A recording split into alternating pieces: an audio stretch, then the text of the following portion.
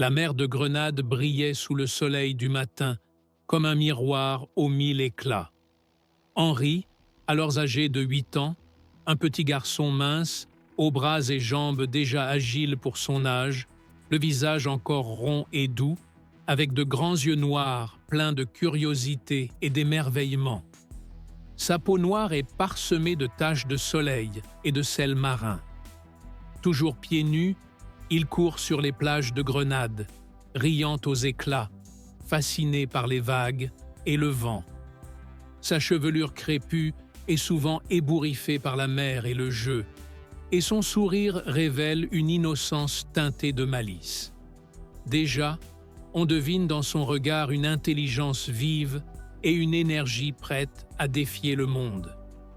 Il courait pieds nus sur la plage, le rire clair et insouciant, ignorant encore que sa vie allait basculer. Sa mère, esclave d'origine sénégambienne, le surveillait avec une attention tendre, mais inquiète.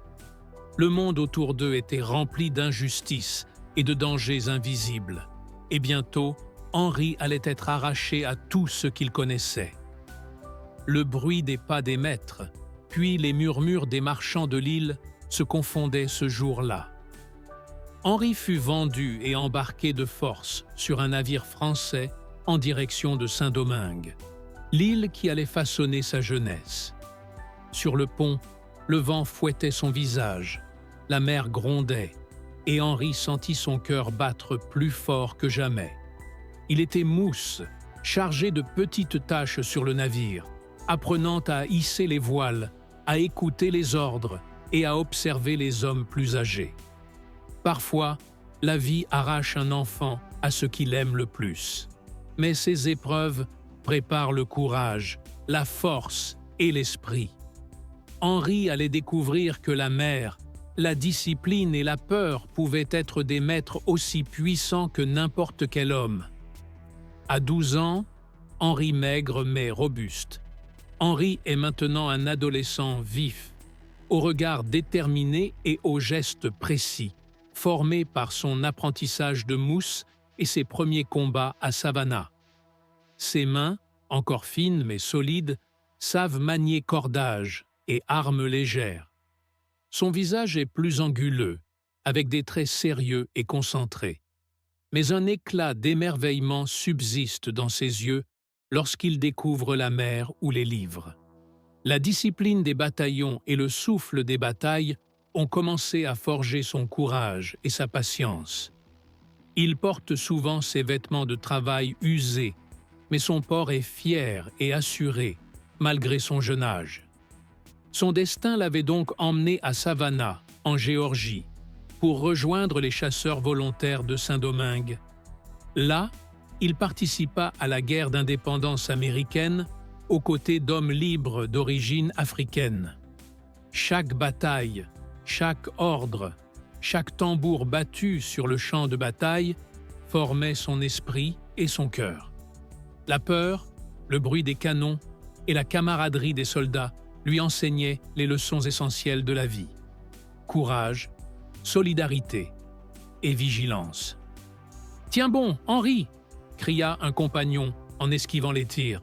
« La peur n'est pas notre ennemi, elle nous dit seulement que nous sommes vivants. » Henri sentit le frisson de la peur et de la force en même temps. Il comprit que le courage n'était pas l'absence de peur, mais la capacité d'agir malgré elle. Quand il revint à Saint-Domingue, Henri n'était plus le même garçon.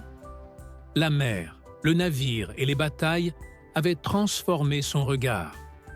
Il observait les rues du Cap français, les marchés, les plantations et les visages des adultes avec une lucidité nouvelle. Il voyait les chaînes invisibles, la peur dans les yeux et l'espoir dans les gestes. La liberté ne s'apprend pas dans les livres seulement. Elle se lit dans les yeux des hommes, dans les gestes, dans les choix quotidiens. Et Henri, jeune observateur, savait que la vraie bataille viendrait d'abord de l'intérieur. À 14 ans, adolescent élancé, il a gagné en stature et en maturité. Son corps est ferme et souple, préparé par des années d'exercice physique et d'observation attentive des hommes autour de lui. Ses yeux reflètent une intelligence et une curiosité profonde, un mélange de détermination et de réflexion. Son visage, encore jeune, mais marqué par l'expérience, montre des sourires rares mais sincères. Il observe le monde avec une conscience aiguë, note chaque injustice et chaque geste de bravoure et commence à guider les plus jeunes avec douceur et autorité naturelle. Son allure respire à la fois la jeunesse et la responsabilité qui grandit en lui. Il suivait les rumeurs de révolte dans le Nord, observait les hommes libres et les esclaves qui se préparaient. Chaque récit de soulèvement, chaque geste des insurgés devenait pour lui une leçon silencieuse. Il apprit à distinguer la peur de la prudence, la bravoure de la témérité, la stratégie de l'impulsivité. Henri comprit que le vrai courage consistait à réfléchir, à choisir et à protéger ceux qui n'avaient pas de voix. Le soir, sur la plage, il repensait à Savannah et à tout ce qu'il avait appris, la discipline, la solidarité, l'obéissance et la stratégie. Il se souvenait des paroles de ses compagnons d'armes. « Ce que tu apprends aujourd'hui, personne ne pourra te l'enlever demain. » Et Henri savait qu'il devait continuer à apprendre, à observer et à guider. Les années passèrent. Henri devint un jeune adolescent réfléchi et attentif, observant la montée des tensions dans Saint-Domingue. Il se lia d'amitié avec des jeunes hommes libres, s'entraînait à la lutte, à la lecture et à la logique, et commença à enseigner ce qu'il savait aux plus jeunes enfants. Il comprit que la liberté ne se construisait pas seulement avec la force, mais avec le savoir et la transmission. Chaque leçon, chaque expérience, chaque moment d'observation formait Henri. Le feu de la liberté grandissait en lui comme une braise sous les cendres, prêt à devenir un brasier capable d'éclairer toute une île. Entre 18 et 25 ans, il approfondit son apprentissage pratique et intellectuel. Il travailla comme artisan et maître d'ouvrage, guidant quelques rares jeunes hommes libres dans l'apprentissage des métiers, la discipline et la lecture. Il observait la manière dont le savoir pouvait protéger, organiser et inspirer. Chaque détail de la vie quotidienne, chaque injustice et chaque acte de bravoure formait sa vision de la liberté. À 30 ans, homme jeune mais déjà imposant, il possède une carrure athlétique, le dos droit et les épaules larges, forgé par les années de travail, de discipline et d'entraînement. Ses traits sont anguleux et déterminés, son regard pénétrant et attentif, capable de lire les hommes et les situations. Son teint est sombre, vibrant de santé et de force. Ses cheveux crépus soigneusement entretenus. Henri inspire le respect et la confiance. Il combine autorité naturelle et sagesse acquise.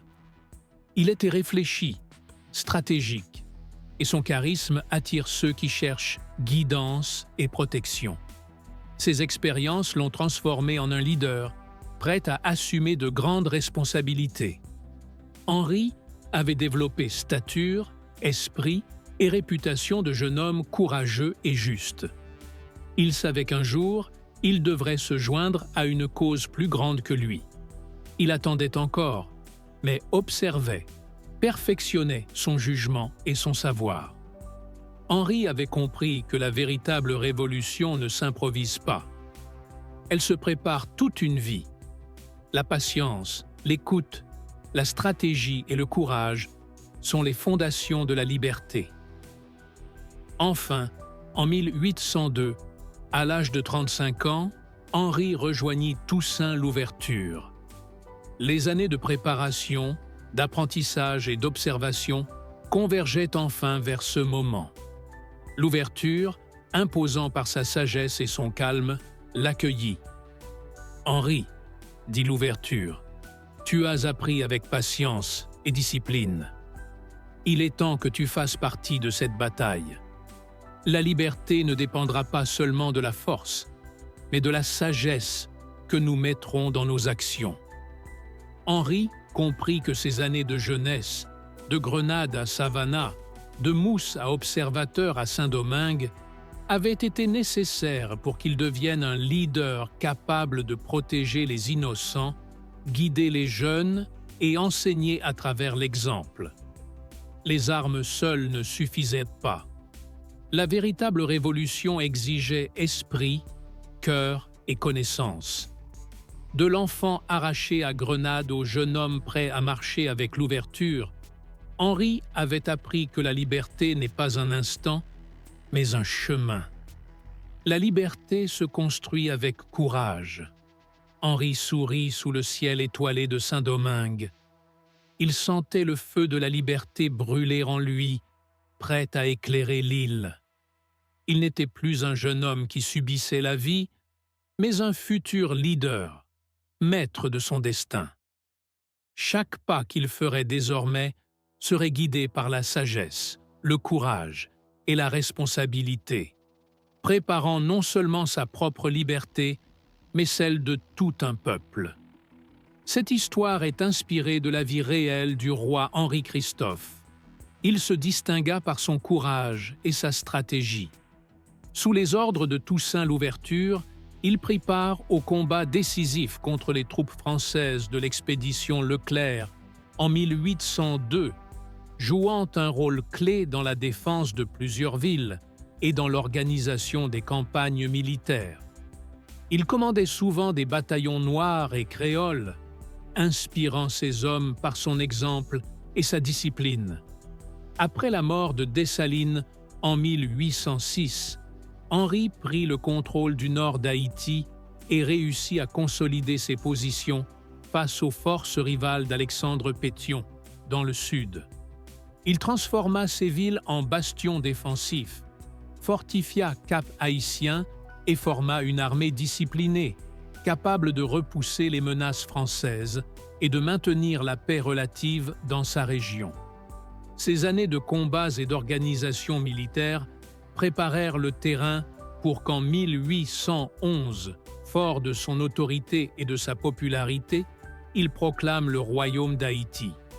Il se couronna roi Henri Ier du nord d'Haïti. Visionnaire, il fit bâtir la citadelle Laferrière et le palais Sans Souci, symbole de la puissance noire et de la liberté. Mais son règne autoritaire et son rêve d'un royaume fort se heurtèrent à la révolte. En 1820, blessé et trahi, il choisit de mourir libre d'un coup de pistolet. Aujourd'hui encore, Henri-Christophe incarne la fierté noire et la souveraineté d'Haïti.